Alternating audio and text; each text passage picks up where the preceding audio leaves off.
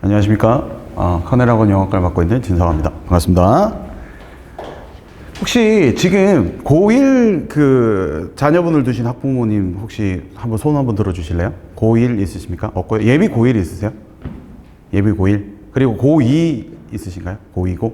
고3 학부모님들을 재수생이나 고3 맞습니까? 예, 알겠습니다. 그러면 골고루 섞여 있으니까 다 전방위로 다 한번 다뤄보겠습니다.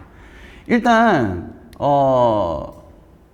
예비 고1부터 설명을 드리면, 지금 만약에 평택 고등학교, 평택 이 내에 있는 고등학교를 진학하실 거면, 학교별로 공통적인 걸 말씀드리자면, 일단 다행히 평택 지역에 있는 내신 영어는 70점, 100점 만점에 70점 정도가 수능 영어랑 관련이 돼 있어요.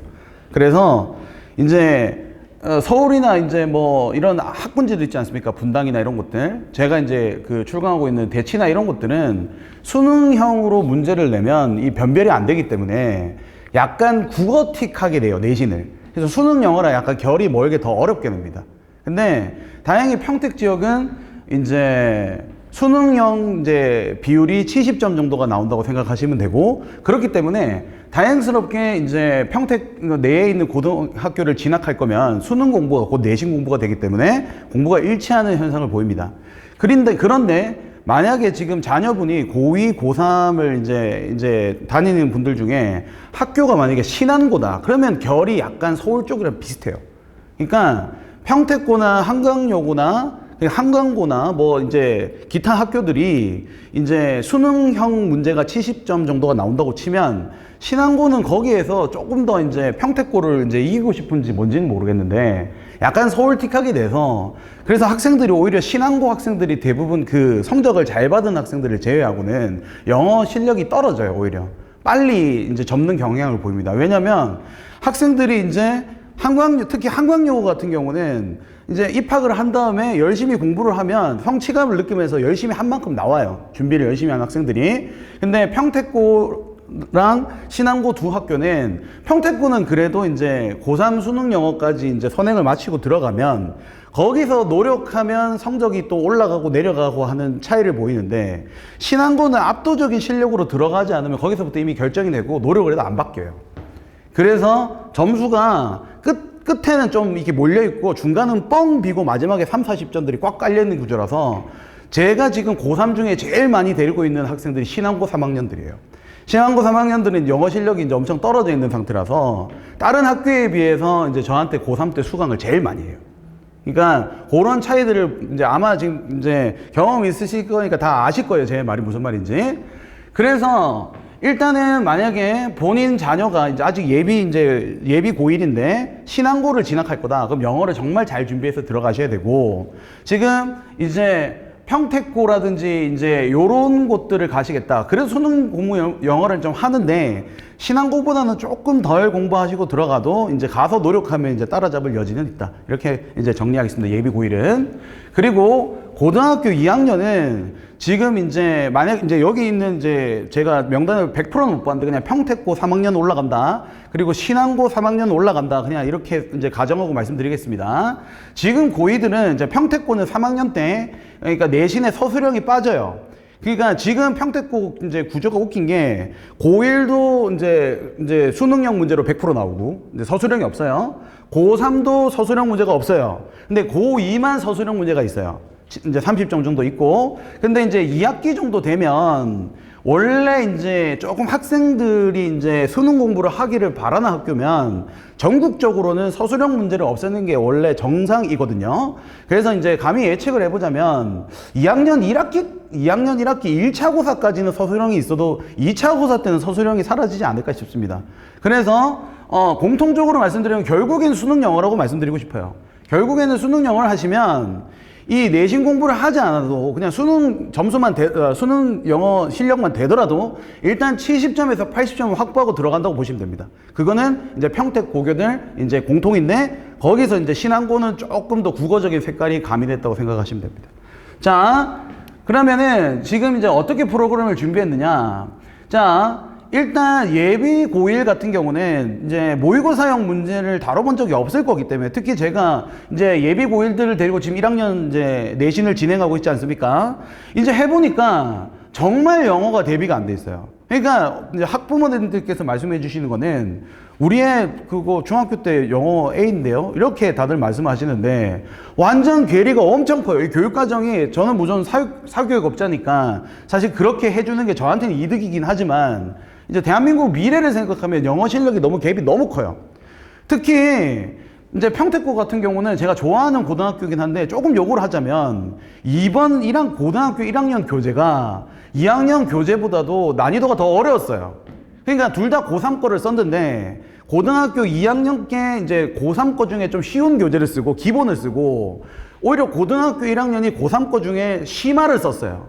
범위는 좀 차이가 났지만 그래서 이미 평택 내에 있는 고등학교에 입학할 때는 저 조금 이제 우리 여기랑 좀 떨어진 곳들 있지 않습니까? 은혜고라든지 창조고 이런 것들을 이제 제외하고는 바로 고3 수능 영어 실력이 돼 있지 않으면 내신을 따기가 힘들어요.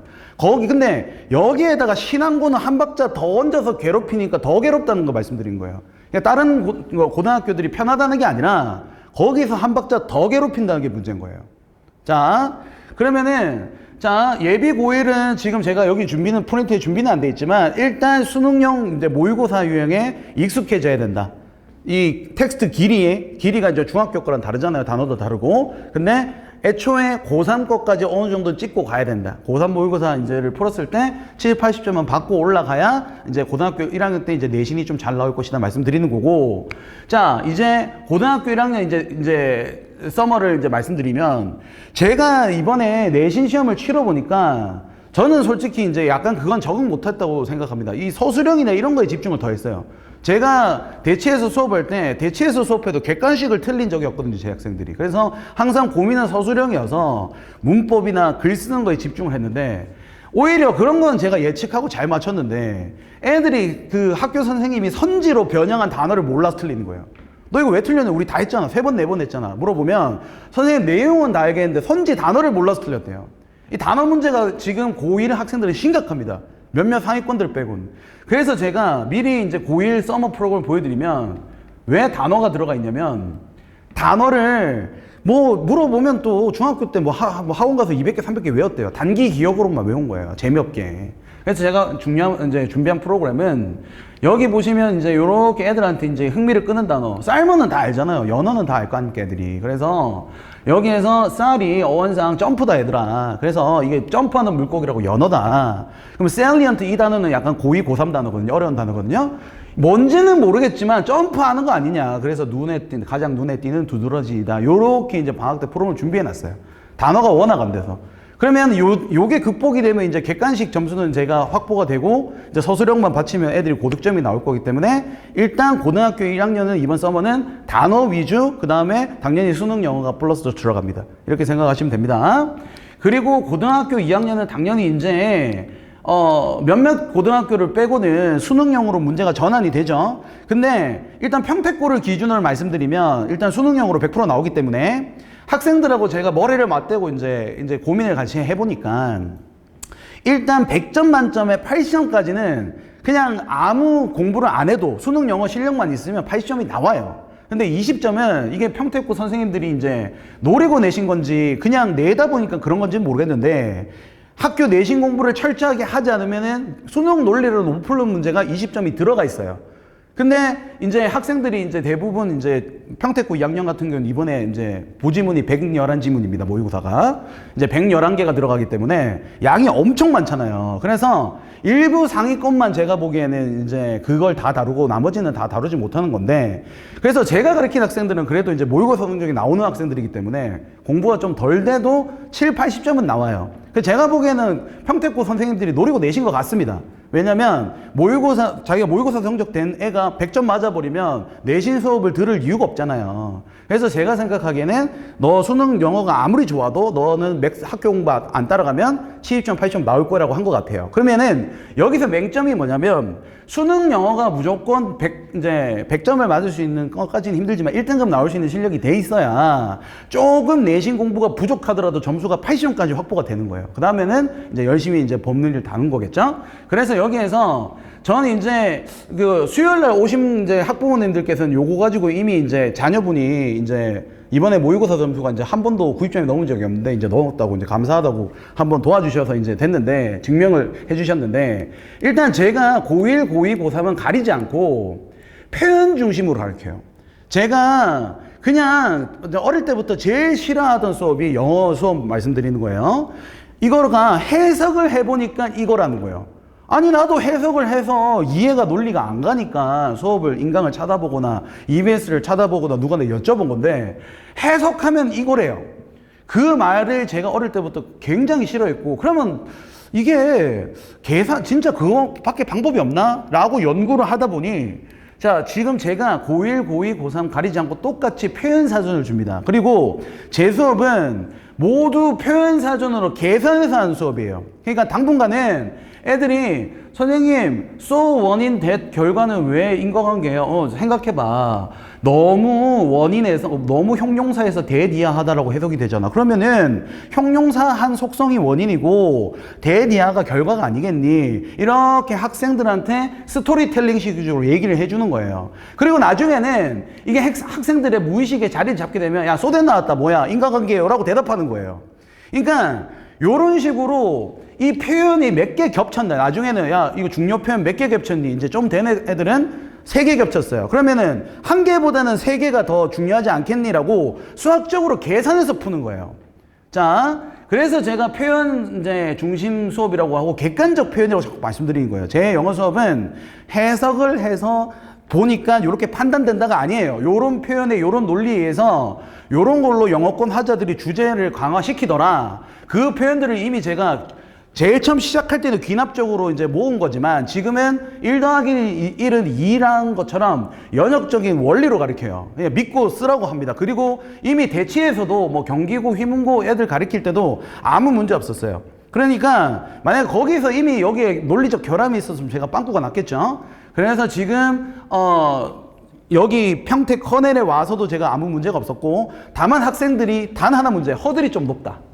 왜냐면 상위권들이 갖고 있는 사고를 그대로 베껴다가 표현으로 넣어놨기 때문에 왜냐면 이 표현을 쓰면은 끝까지 찍을 수 있는 표현들이기 때문에 당연히 초반에 공부하는 게 조금은 아마 시간이 들겠죠. 그래서 그거는 제가 학생들하고 이제 친하게 지내고 좀 이제 개그를 쳐서 웃겨서 잘 넘기고 있습니다. 왜냐면 관심을 가지게 하는 게 중요한 거니까. 어차피 반복하면 금방 올라가는 표현이기 때문에. 자, 이렇게 이제 고2가 이제 고2 수업은 요렇게 이제 수능형이라고 이제 말씀을 좀 드리겠고. 자, 평가. 그리고 이제부터는 이 객관적으로 글 읽는 방법에다가 평가원이 문제를 출제하는 방식을 우리가 해야 돼요. 그런 거는 이제 여기서 이제 시간상 다 설명할 수 없으니까 지금 고2 저한테 수강한 학생들이면 이것도 집에 가서 부모님께 말씀드렸을 거예요. 뭐 했다 이렇게. 자, 요렇게가 고2 서머 과정입니다. 자, 이제 고3 서머 과정을 설명드리기 전에 먼저 이제 제가 자랑부터 좀 하고 이제 이번 육모인데 이번 육모가 좀 쉬웠어요. 쉬웠는데 자, 제 학생들 중에서는 5모 때 82점 학생이 이번에 95점 나온 학생도 있어요. 자, 그러면 이렇게 생각하시면 돼요. 자, 아니 우리 애는 쉬었다는데 점수가 그대로거나 안 올랐는데 왜 안 올랐습니까? 자, 이렇게 말씀드릴게요. 만약에 이번 육모가 쉬웠는데 점수가 거의 그대로다. 옛날이랑 단어 문제예요. 단어가 없으면 기초가 되는 학생들은 이번에 수직 상승했어요. 그러니까 제가 데리고 있는 여기에 지금 그 서울권에 있는 그 수강하는 재수생들에는 하나도 없고 전부 다 우리 평택에 있는 지금 고3들에서 그대로 있는 애는 안 넣었어요. 제가 너 안 넣는다 너 이렇게 다 놀렸어요. 너 구모 때 넣어줄게 올려라 이렇게. 그래서 이름은 다 지웠는데 여기 전부 다 지금 오래 다니는 애들이에요 전부 다. 그래서 뭐 하위권도 넣었어요. 왜냐면 선생님 너무 상위권 전형 아닙니까? 이렇게 생각하실까봐. 여기 보시면 어딨지? 이게 하위권 점수도 있을 텐데 5모 때 59점인데 73점인 거예요. 자, 그러니까 보편적인 이제 난이도를 지향하는 수업이라고 생각하시면 됩니다. 상위권은 당연히 올라가고 하위권 59점이면 사실 이 학생한테 미안하게 근데 노베예요. 베이스가 없다고 생각하면 됩니다. 근데도 이렇게 3등급이라도 나오는 거예요. 그래서 요런 수업을 지향하고 요렇게 평택에 있는 애들 최고점은 98점이고요. 요렇게 나왔다는 이제 결과값으로 먼저 한번 보여드렸습니다. 그리고 총평은 있는데 시간이 너무 길어지니까 요거는 한번 읽어보시면 되겠습니다. 이거는 최신 트렌드입니다. 뭐 정관사 더 이런 거는. 자, 그래서 이제 저한테 만약에 이제 수능 영어를 맡겨주시면 이제 요렇게 이제 하반기 커리에 뭘 하냐면 일단 우리 아무리 이제 간접 연계라도 이제 제재가 비슷한 게 나온단 말이에요. 그래서 제가 다 풀면 힘드니까 애들이 여기에서 이제 하반기에는 수능 완성이 되겠죠? 엄선해서 이 모의고사 틀로 만들어서 지금 모의고사를 진행하고 있어요. 지금은 7회 진행 중이고 오늘 수업은 사실 8회인제입니다. 이거 만들 때는 7회였기 때문에. 그리고 평가원에서 가장 사랑하는 논리 기능으로 구성된 뭐 기출문제 이런 건데 이것도 아까 고2들 수업이랑 겹칩니다. 이게 평가원에서 순서 맞추기나 문장 삽입을 할 때 교수님들이 아무래도 유학파니까 유학파들이 이제 모국어가 아닌 세컨드 랭귀지를 배울 때 겪는 어려움들이 있거든요. 그 어려움들로 이제 순서 맞추기나 문장 삽입 문제는 구성이 된다고 보시면 됩니다.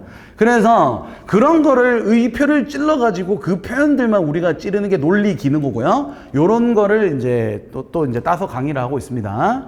그리고 여기에다가 지금 이제 우리 이제 원장님께서 이제 국어과 대표 이제 재수학원에서 이제 국어과 대표 강사이신데 이제 자문을 구해서 애들이 영어만 하면 또 이제 애들이 영어를 너무 옆으로 이제 밀어놔요. 아무래도 국어 수학 성적이 이제 먼저니까 정시에서는. 그래서 어떻게 하면 학생들이 영어를 밀어내지 않고 이제 공부를 좀 알차게 할 수가 싶어서 수능 국어에서 나오는 제재들이 있습니다. 토픽들이. 그게 올해 이제 수능에 나올 예측이 되는 걸로 제가 좀 힘들지만 영문 사이트를 뒤져서 문제를 그 수능 국어에 나오는 토픽들에 대한 그 배경 설명을 하는 글들을 문제를 다 또 만들어 놨어요. 지금 일단 한 40문제 정도는 만들어 놨는데 그렇게 해서 이제 수능 국어 배경 지식까지 영어에서 복습할 수 있는 시스템을 고3들은 준비를 해놨습니다.